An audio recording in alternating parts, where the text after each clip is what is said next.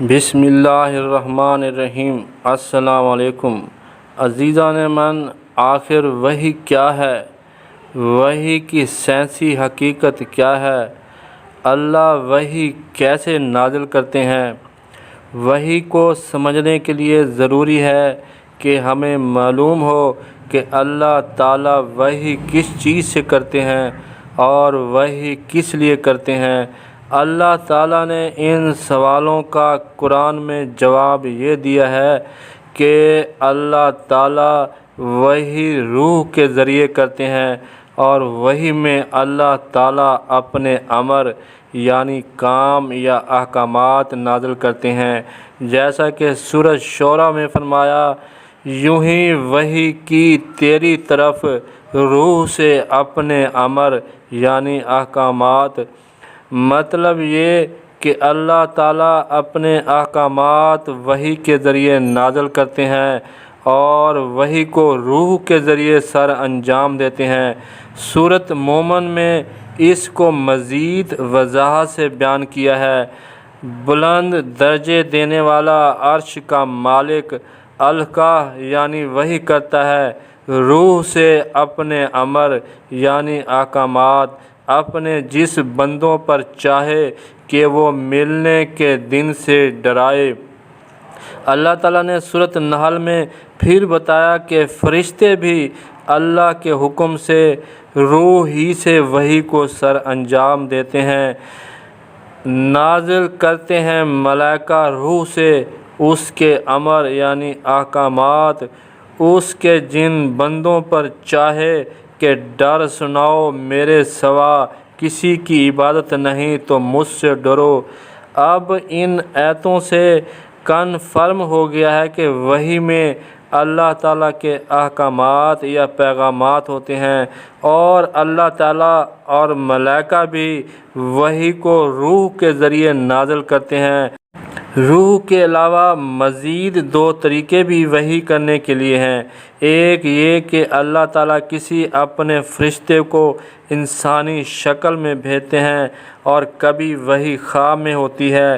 ترمذی میں ہے کہ حضرت ابن عباس رضی اللہ عنہ سے روایت ہے کہ انبیاء کرام کے خواب وحی ہیں، اور بخاری شریف میں ہے کہ آپ پر وحی کا ابتدائی دور اچھے سچے پاکیزہ خوابوں سے شروع ہوا۔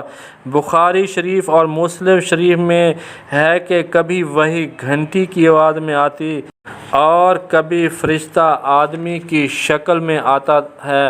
جس وحی میں آپ کو شروع میں گھنٹی یا جرس کی آواز سنائی دیتی ہے، یہ وہ وحی ہے جو اللہ تعالیٰ روح کے ذریعے وحی کرتے ہیں۔ عزیزان من، سوال یہ ہے کہ آخر اللہ تعالیٰ روح سے کیسے وحی کرتے ہیں، اور روح کیا ہے؟ اگر روح سے متعلق علم حاصل ہو جائے تو وحی کی حقیقت بھی معلوم ہو جائے گی۔ ہم روح کو جاننے کے لیے قرآن سے رجوع کرتے ہیں، کیونکہ اللہ تعالیٰ نے سورۃ نحل میں فرمایا کہ قرآن میں ہر شے کا بیان ہے، اور ہم نے تم پر یہ قرآن نازل کیا کہ ہر چیز کا روشن بیان ہے، اور ہدایت اور رحمت اور بشارت ہے مسلمانوں کے لیے۔ اس لیے ہم دیکھیں گے کہ قرآن نے روح سے متعلق کیا فرمایا ہے۔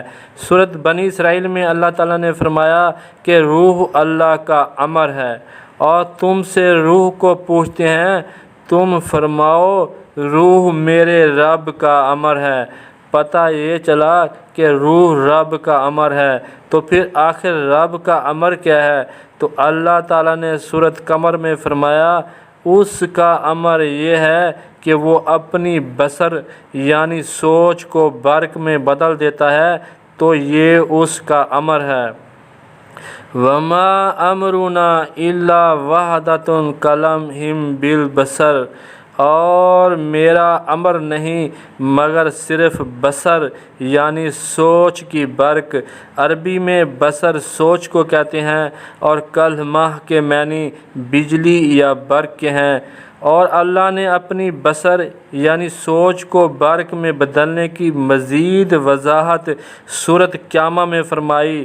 فَإِذَا بَرَقَ الْبَصَرُ، جب بصر یعنی سوچ برق میں بدل جائے۔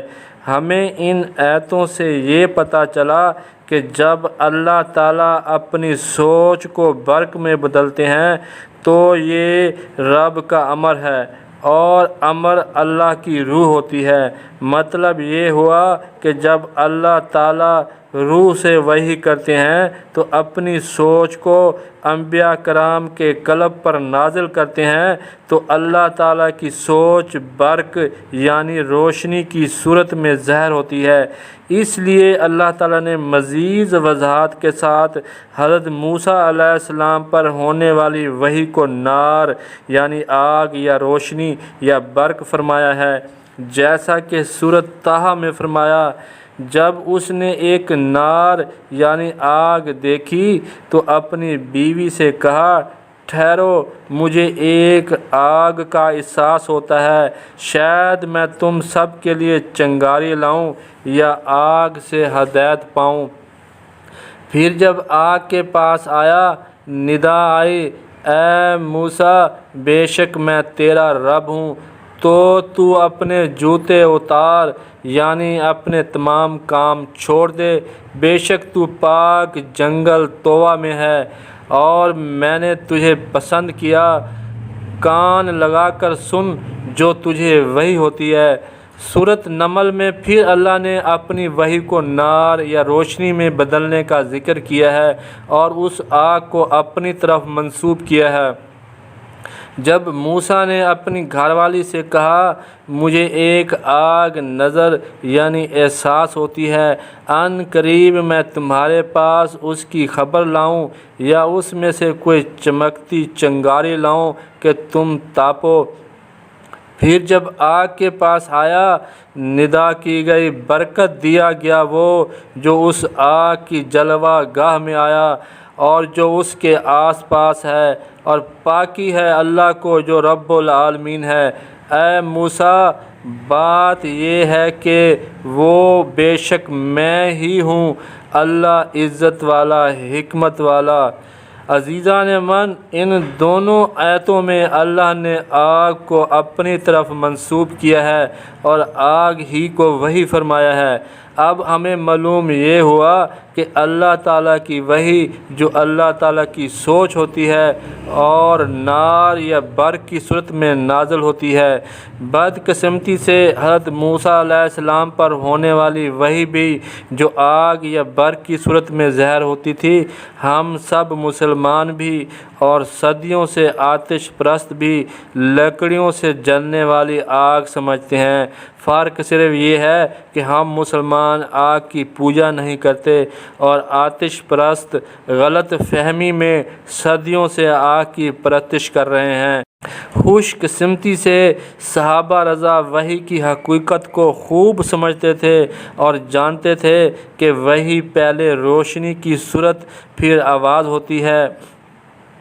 مسلم شریف میں حضرت ابن عباس رضی اللہ عنہ سے روایت ہے کہ آپ صلی اللہ علیہ وسلم پہلے آواز سنتے اور روشنی دیکھتے تھے اور اس کے بعد شکل پھر وحی، کیونکہ وحی اللہ کی سوچ ہوتی ہے جو سوچ سے برق یا نور یا نار یا روشنی میں بدل جاتی ہے۔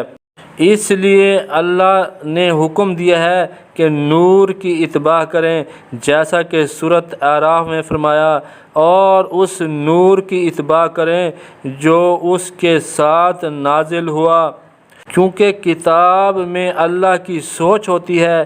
اس لیے اللہ تعالیٰ نے کتاب کو بھی اپنا نور فرمایا ہے، جیسا کہ سورۃ مائدہ میں فرمایا، بے شک ہم نے تورات نازل کی، اس میں ہدایت اور نور ہے۔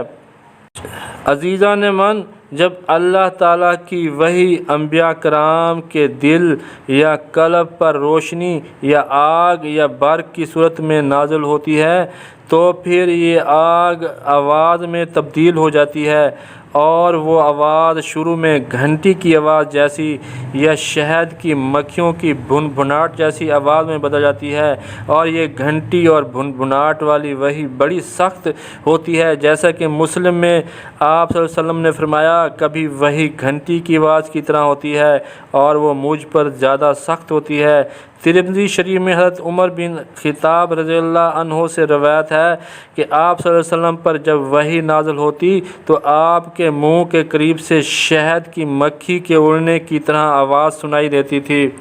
शुरू में जब वही नाजिल होती थी तो आप सल्लल्लाहु अलैहि वसल्लम के चेहरे की रंगत तब्दील हो जाती थी और सांस तेज़ तेज़ चलती थी, जैसा कि मुस्लिम शरीफ में है। मुस्लिम शरीफ में ये भी है कि वही आने से सख्त सर्दी की सुबह में आपकी पेशानी से पसीना बहने लगता था। वही की वजह से खराटे भी आते थे, जैसा कि नसाई शरीफ में बयान हुआ है। वही की वजह से जिस्म पर बहुत दबाव होता था, जैसा कि नसाई शरीफ में है। हज़रत इब्न मक्तूम रज़ी अल्लाह अन्हो से ने फरमाया कि वही के वक्त आपकी रान मेरी रान पर थी, मुझ पर इतना दबाव पड़ा कि मेरी रान टूट जाएगी। कुछ अरसे बाद वही आना बिल्कुल आसान हो गया था। नसाई शरीफ में है कि आप खामोश खड़े हो गए, फिर आपने अपना सर आसमान की तरफ उठाया और आप पर वही आ गई। अज़ीज़ान मन, अब हम अपनी तमाम गुफ्तगू को सम अप कर लेते हैं कि वही अल्लाह ताला रूह से करते हैं और रूह अल्लाह की सोच होती है जो बर्क या नार में बदल जाती है। इसलिए जब अल्लाह ताला अपनी बात या अपनी सोच या अपना कलाम किसी पैगंबर से करना चाहते हैं तो अपनी सोच को बर्क में बदल कर नबी के क़ल्ब पर नाज़िल करते हैं और बाद में वह अल्लाह की सोच बर्क में बदल जाती है और बर्क आवाज़ में बदल जाती है। इसलिए हज़रत मूसा अलैहिस्सलाम ने वही के मुतल्लिक़ फरमाया था कि मुझे आग यानी नार या बर्क का एहसास होता है। इसलिए अल्लाह ताला ने फरमाया कि नूर की इत्बा करो और कुरान और तमाम किताबों को अपना नूर फरमाया। और वही की दूसरी शक्ल या तरीक़ा ख्वाब हैं और तीसरी सूरत मलाइका इंसानों की शक्ल में ज़ाहिर होकर अल्लाह का पैगाम या कलाम पहुँचाते हैं। उम्मीद है आपको हमारी रिसर्च समझ आ गई होगी। बराए मेहरबानी वीडियो को लाइक करें, हमारे चैनल तश्कील जदीद टीवी को सब्सक्राइब करें और बेल आइकन पर लाजमी क्लिक करें ताकि हर वीडियो आप तक बर वक्त पहुँच सके। शुक्रिया, खुदा हाफिज़।